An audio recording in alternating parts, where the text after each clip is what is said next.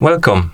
In front of me I have Asus VivoWatch BP and I'm gonna show you how to check the serial number on this watch. First, we need to unlock the screen on our watch, and you can do it by pressing the side button. After you unlock the screen, you can swipe left on the screen to scroll through the list of options. Scroll through it until you find the setting option. Looks like this. And now scroll up on the screen to scroll through the list of settings.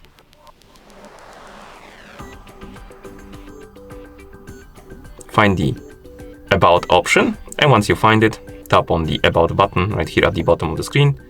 And right here we have the serial number of our watch. It's right below the SN. Oh my bad, right here.